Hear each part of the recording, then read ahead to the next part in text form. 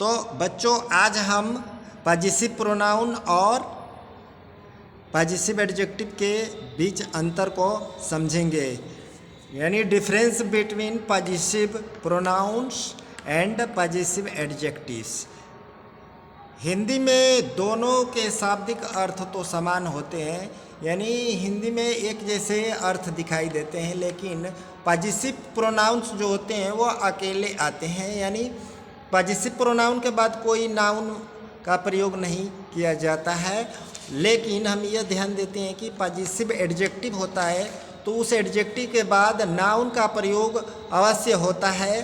Example से हम लोग समझ जाएंगे। जैसे पॉजिटिव प्रोनाउन का लिस्ट में है माइन, और पॉजिटिव एडजेक्टिव के लिस्ट में हम देखेंगे माई, तो माई के बाद नाउन जरूर लगेगा, या our, your, his, her, there.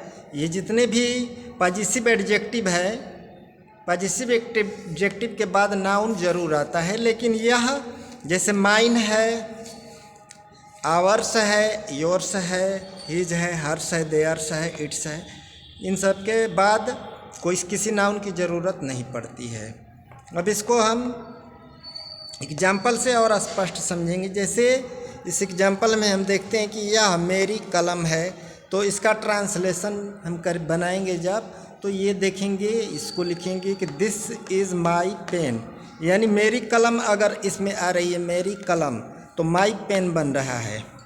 लेकिन इसको दूसरे तरीके से हम बनाते हैं कि यह कलम मेरी है, तो इसका ट्रांसलेशन हम बनाएंगे कि दिस पेन इज़ माइन, यानी माइन के बाद कोई नाउन नहीं है, जबकि हम देख रहे हैं कि माई के बाद नाउन यानी कि पेन का प्रयोग हुआ है। यहाँ पर माइन अकेले है, माई के साथ नाउन पेन है। उसी तरह से एक और एग्जाम्पल लेते हैं।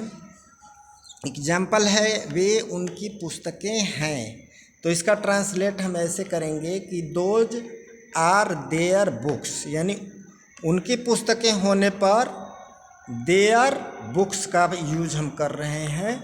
उसी तरह से हम देखेंगे कि वे पुस्तकें उनकी हैं अगर आ रहा है, तो हम इसको ऐसे बनाएंगे कि दोज बुक्स आर देयर्स, यानी दोज बुक्स आर देयर्स, यानी देयर्स के बाद कोई नाउन नहीं है, जबकि देयर के बाद नाउन जरूर लगा है। तो उम्मीद है कि अब समझ में आ गया होगा बच्चों कि पॉजिटिव प्रोनाउन और पॉजिटिव एडजेक्टिव दोनों में क्या अंतर होता है।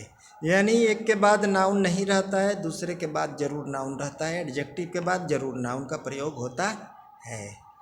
तो इस तरह से आप लोग कोई भी डाउट है तो पूछ सकते हैं। Thank you.